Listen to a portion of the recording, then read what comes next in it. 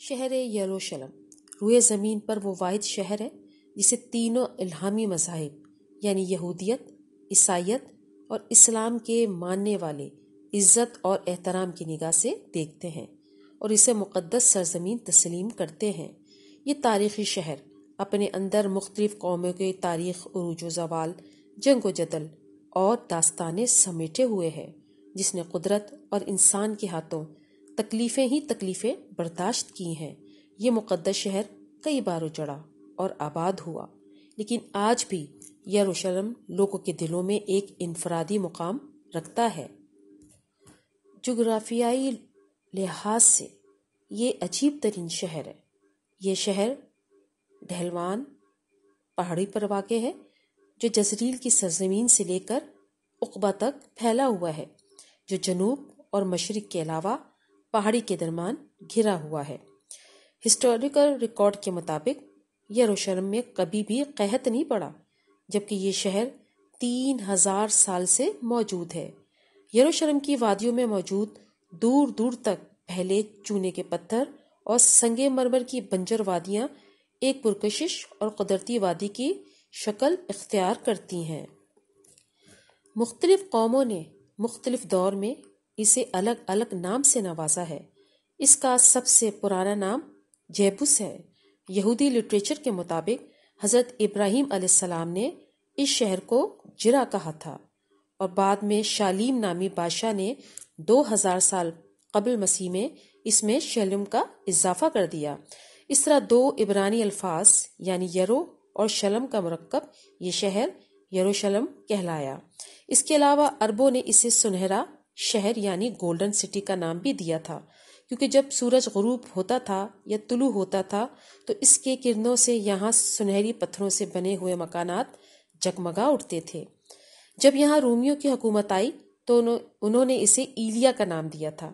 اس طرح مسلم حکمرانوں نے اسے القدس کا نام دیا، جبکہ یہود و نصارہ نے یروشلم کے نام کو ہی تسلیم کیا، اور اس طرح آج تک اسے یروشلم کے نام سے ہی پکارا جاتا ہے۔ انسانی یادوں میں دنیا کا کوئی مقام بیت المقدس سے قدیم اب تک معلوم نہیں ہوا۔ اہل کتاب کے عقائد کے مطابق ایلیا وہ سرزمین ہے جس کے ذریعے انسان گناہوں سے پاک ہو جاتا ہے۔ یہی وہ جگہ ہے جہاں سے کائنات کی تخلیق ہوئی، جبکہ احادیث کے مطابق یروشلم میں سب سے پہلے خود حضرت آدم علیہ السلام یا ان کے کسی بیٹے نے قدم رکھا تھا۔ جیسا کہ نبی کریم صلی اللہ علیہ وآلہ وسلم نے ارشاد فرمایا کہ روئے زمین پر سب سے پہلی مسجد مسجد الحرام ہے، اور اس کے 40 سالوں بعد بیت المقدس کی بنیاد ڈالی گئی تھی، لیکن غالباً اس وقت یروشلم میں انسانی آبادی اتنی پھیلی ہوئی نہیں تھی۔ تاریخ کے مطابق سب سے پہلے یہاں آل سام یعنی نوح علیہ السلام کے بیٹے سام کی اولادیں 2500 قبل مسیح میں آ کر آباد ہوئیں، جنہیں کنانی کہا جاتا تھا۔ اس لیے یروشلم کو قدیم تاریخ میں ارض کنان کے نام سے یاد کیا جاتا ہے۔ پھر 2000 قبل مسیح کے زمانے میں حضرت ابراہیم علیہ السلام نے عراق سے یروشلم ہجرت فرما کر اس علاقے میں پہنچے اور ہبرون کے مقام پر سکونت اختیار کی۔ کتاب مقدس اور ابن کثیر کی روایتوں کے مطابق اس وقت یروشلم کے بادشاہ شیلم حضرت ابراہیم علیہ السلام پر ایمان لے آیا، اور اس طرح ہبرون میں حضرت ابراہیم علیہ السلام کی طاقت اور قدرت میں اضافہ ہو گیا۔ یہیں آپ کی اولادیں بھی ہوئیں۔ آپ نے زندگی کا بڑا حصہ اسی مقام پر گزارا اور ہبرون میں ہی مدفون ہوئے۔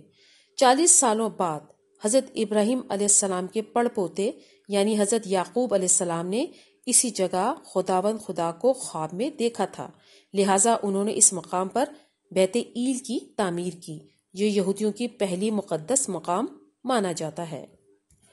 حضرت یعقوب علیہ السلام کی اولادیں جنہیں بنی اسرائیل کہا جاتا ہے، یہ لوگ کنعان چھوڑ کر مصر کی طرف ہجرت کر گئے اور لمبے عرصے تک وہاں فرعونیوں کے غلام بنے رہے۔ اس زمانے میں قوم عمالقہ نے ارض فلسطین اور یروشلم پر قبضہ کر لیا، اور جب موسیٰ علیہ السلام نے بنی اسرائیل کو لے کر مصر سے نکلے تو اس ارض مقدس کا ان سے وعدہ کیا گیا جو بنی اسرائیل کو عطا ہونے والی تھی۔ اس وقت اسرائیلیوں کی تعداد 7 لاکھ سے بھی زائد تھی۔ موسیٰ علیہ السلام کی زندگی میں بنی اسرائیل فلسطین میں داخل نہ ہو سکے، لیکن آپ کے بعد آپ کے جانشین حضرت یوشع بن نون کی رہنمائی میں بنی اسرائیل نے قوم عمالقہ سے جنگ لڑی اور انہیں فتح نصیب ہوئی۔ اس طرح دوبارہ بنی اسرائیل فلسطین کے نواحی علاقوں میں آ کر آباد ہو گئے۔ حضرت داؤد علیہ السلام کے بادشاہ بننے تک بنی اسرائیل کا دارالسلطنت حبرون ہی تھا، کیونکہ ابھی بھی مرکزی شہر یروشلم پر عمالقہ کا قبضہ تھا۔ لہٰذا حضرت داؤد علیہ السلام نے 2 لاکھ کے عظیم لشکر کے ساتھ یروشلم پر حملہ کر دیا اور عمالقہ کو مکمل شکست دے کر یروشلم کو اپنی حکومت میں شامل کر لیا، اور یہیں سے یروشلم کی عظیم سیاسی تاریخ کا آغاز ہوتا ہے۔ حضرت داؤد علیہ السلام کے دور حکومت میں یروشلم کی ہمسایہ شہروں نے بھی بنی اسرائیل سے امن کا معاہدہ کر لیا۔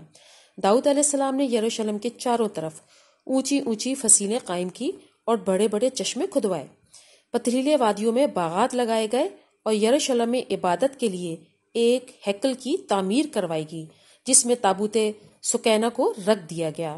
یہ وہ پاک ترین جگہ تھی جو یہودیوں کے لیے سب سے مقدس مانی جاتی تھی۔ اسی ہیکل کو حضرت داؤد علیہ السلام کے بیٹے سلیمان علیہ السلام نے مکمل کیا اور اس کی جگہ اونچی اور بہترین عمارت کی تعمیر کروائی، جس میں بڑے بڑے شاندار کمرے اور برآمدے بنائے گئے۔ اس ہیکل سلیمانی کو مکمل ہونے میں پورے 13 سال کا عرصہ لگا۔ اب یروشلم بنی اسرائیل کا دارالسلطنت قرار پایا اور شہر کی شان و شوکت میں مزید اضافہ ہو گیا۔ شہر میں سینکڑوں نہریں کھدوائی گئیں، سڑکیں پختہ کروائی گئیں اور اس طرح یروشلم اپنے دور کا سب سے خوبصورت ترین اور عظیم تجارتی مرکز بن گیا۔ ماہرین کا دعویٰ ہے کہ اس زمانے میں یروشلم کا رابطہ دنیا کی عظیم ترین تہذیبوں اور شہروں سے تھا، جس میں وادی سندھ، مصر، فارس، میسوپوٹامیہ شامل ہے۔ وادی سندھ کے شہر ہڑپا اور منجو-دڑو سے یروشلم سونے چاندی، ہاتھی دانت، مور مسالے اور کپاس کی تجارت کیا کرتے تھے۔ حضرت سلیمان علیہ السلام کی عظیم و شان دور حکومت کے بعد بنی اسرائیل رفتہ رفتہ سرکش اور نافرمان ہو گئے۔ انہوں نے توریت میں رد و بدل کر دیا، پیغمبروں کو قتل کیا، یہودیوں کی مورتیاں بنا کر بت پرستی کی ابتدا کر دی، سود، زنا اور ہر طرح کے جرم میں ملوث ہو گئے۔ لہٰذا اس نافرمانی کے تحت یروشلم پر بیرونی طاقتوں نے کئی بار حملے بھی کیے، اور 1000 سال کی اس طویل تاریخ میں تقریباً 17 مرتبہ یروشلم پوری طرح اجڑ کر دوبارہ آباد ہوا۔ ان حملوں میں شاہ مصر شیشاک کا حملہ، آشوری بادشاہ سیخرب کا حملہ، 500 قبل مسیح میں بابل کے بادشاہ بخت نصر کا حملہ، 300 قبل مسیح میں سکندر اعظم کا جنرل اسکوپس کا حملہ اور سن 70 عیسوی میں رومی جنرل ٹائٹس کا حملہ تباہ کن حملے تھے۔ ان میں بخت نصر اور ٹائٹس کے حملے سے یروشلم اور یہاں آباد لوگوں کو سب سے زیادہ نقصان پہنچا۔ اس حملے میں ہیکل مکمل طور پر تباہ ہو گیا، توریت کے نسخے جلا دیے گئے، اسرائیلی عورتوں کو اسیر بنا لیا گیا، شہر میں قتل و عام بہت زیادہ ہوا، یہودیوں کے تمام مال و اسباب لوٹ لیے گئے اور یروشلم کے تمام عظیم محلات اور تعمیرات پتھر کے ڈھیر میں تبدیل ہو گئے۔ ٹائٹس کے حملے کے بعد تقریباً 5 صدیوں تک شہری یروشلم بازنطی سلطنت یعنی عیسائی حکومت کا حصہ رہا، اور پھر 5ویں صدی عیسوی میں اسلام کی آمد کے ساتھ یروشلم کی تاریخ میں ایک نئے باب کا آغاز ہوتا ہے۔ حضرت محمد صلی اللہ علیہ وآلہ وسلم نبوت کے 7ویں سال سفر اسراء اور معراج پر تشریف لے گئے۔ اس دوران آپ صلی اللہ علیہ وآلہ وسلم مسجد حرام سے بیت المقدس پہنچے اور تمام انبیاء کرام کی نماز کی امامت کروائی، اور اسی مقام سے براق پر سوار ہو کر 7 آسمانوں کے سفر پر روانہ ہو گئے۔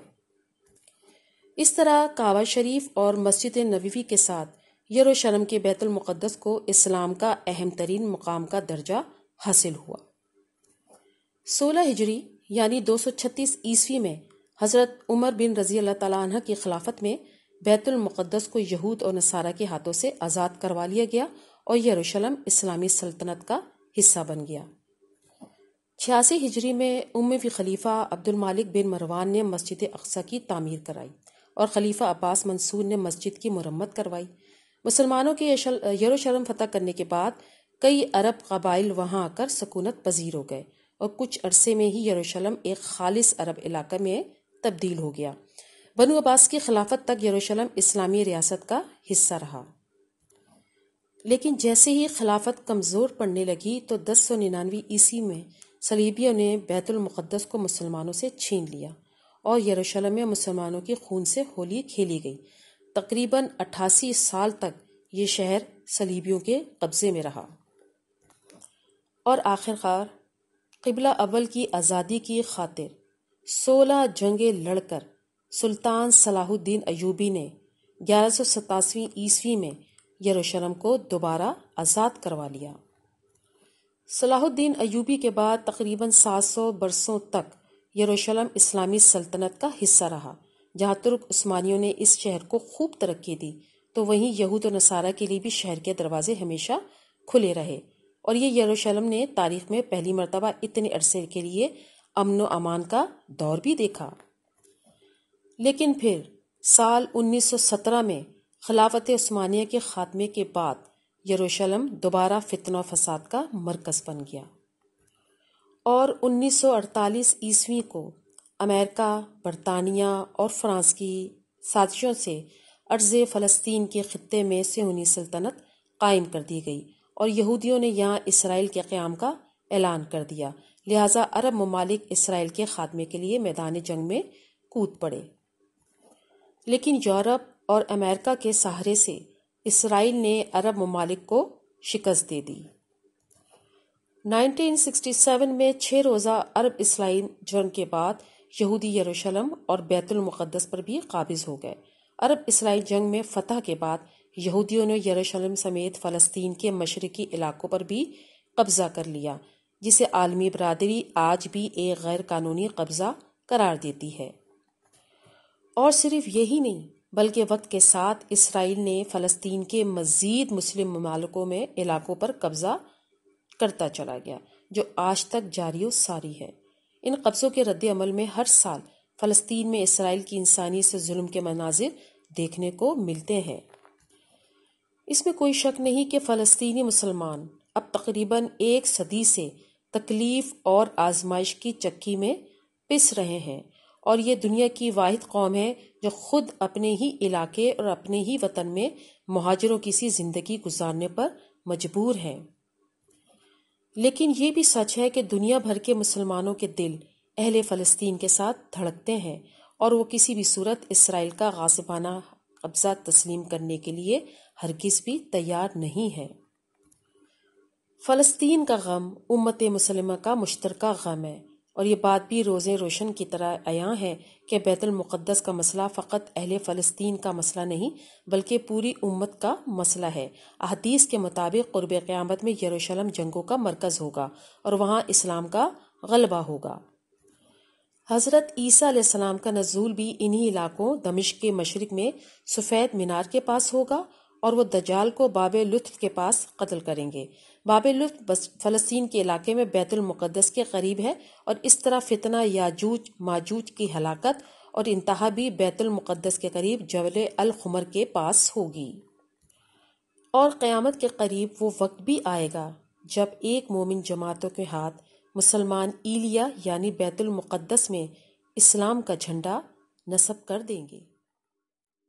شہر یروشلم روئے زمین پر وہ واحد شہر ہے جسے تینوں الہامی